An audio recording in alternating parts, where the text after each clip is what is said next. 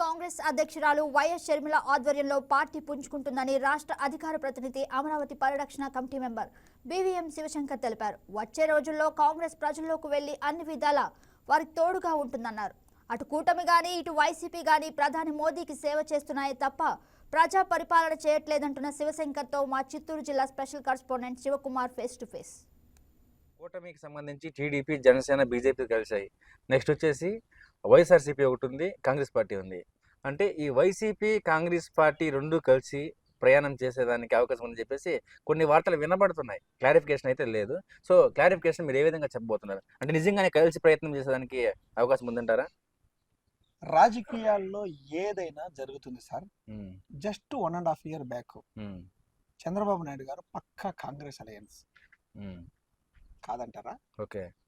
మళ్ళా బీజేపీ పవన్ కళ్యాణ్ గారితో ఆ జైల్లో ఇంకా సస్తం కదరా నాయన అని చెప్పి విధి లేక గత్యంతరం లేక ఒప్పుకున్నారు. నిజమా కాదంటారా? ఏ విధమైన అభివృద్ధి లేదు సార్. కుప్పం ఊరికే షో చేసుకుంటా ఉన్నారు. అక్కడ అభివృద్ధి జరిగింది ఏం లేదు. కాబట్టి కుప్పం ప్రజలు కూడా మోసపోతా ఉంటారు. అది ఎప్పుడో మన వైఎస్ రాజశేఖర రెడ్డి గారి కష్టమో ఈ రోజు నీళ్లు వస్తుంటాయి ఇక్కడికి కుప్పంలోకి. వీళ్ళు వచ్చే దాని మీద పూత పూసేది.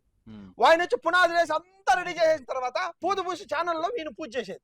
ఈ దౌర్భాగ్యం ఏమో, ఈ ప్రకృతి దౌర్భాగ్యం అట్లా ఏడిచింది. కాబట్టి తప్పకుండా వైఎస్ రాజశేఖర రెడ్డి గారి కష్టమే ఈ రోజు కుప్పం నీళ్లు పోతా ఉండేది. వైఎస్ రాజశేఖర రెడ్డి గారి పుణ్యమే ఈ రోజు వచ్చి పొలం నీళ్ళు నీళ్లు తాగుతా ఉందన్నా కానీ వైఎస్ రాజశేఖర రెడ్డి గారి డ్యామే.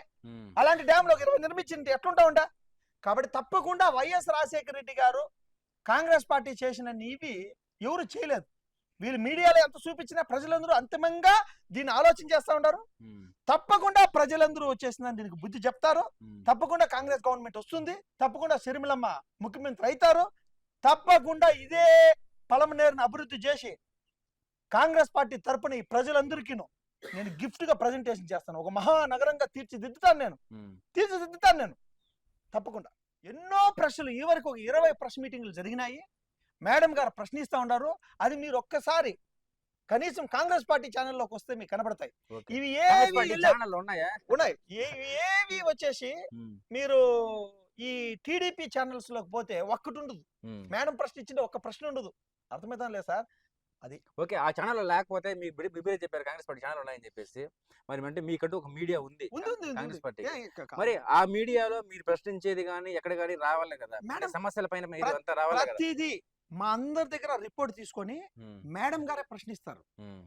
మేము వచ్చి ఇండివిజువల్ గా ఇట్లా ఇంటర్వ్యూస్ లో మేము మాట్లాడచ్చేమో గానీ ప్రతిదీ రిపోర్ట్ మా ఇంకా కలెక్ట్ చేస్తారు మేడం కలెక్ట్ చేసి మేడం వెనకాల మీరు చూడండి, అమరావతి కమిటీ మీటింగ్స్ లో ఉంటాం మేము వెనకాల. మేడం గారు మాట్లాడతారు దానిపైన సబ్జెక్టు. మా అందరితో గ్రూప్ డిస్కషన్ చేసి ఇండివిజువల్ గా అందరిపై మాట్లాడాము. కాబట్టి అమరావతి రైతుల కోసం మీరు ఏం చేయబోతున్నారు ఇంకా రాబోయే రోజుల్లో? అమరావతి ప్రజల కోసం రాబోయే రోజుల్లో తప్పకుండా కాంగ్రెస్ గవర్నమెంట్ వస్తుంది. As a Bengaluru, as a Chennai, as a ఈ హైదరాబాద్ కాకుండా వీటన్నిటికీ వినూత్నమైన రీతిలో అమరావతిని మేము స్టడీ చేసినాం. అమరావతి రైతులకి బెంగళూరులో ఏ విధంగా అయితే 1:4 ఇచ్చినారో ఆ విధంగా 1:4 అమౌంట్ ఇచ్చి మేము అక్విజిషన్ చేసుకుంటాం. చంద్రబాబు నాయుడు గారి లాగా కౌలు ఇస్తాను, మీకు 25% ఇస్తాను, 75% గవర్నమెంట్ ఈ లాజికల్ పెట్టాం. తృప్తిగా వాళ్ళకి మంచి అమౌంట్ ఇచ్చి మేము అక్విజిషన్ చేసుకుంటాం. కాంగ్రెస్ పార్టీ వస్తే కాదు, వచ్చి తీరుతుంది. రావాలా అమరావతి అభివృద్ధి చెందాలంటే కాంగ్రెస్ పార్టీ రావాలా.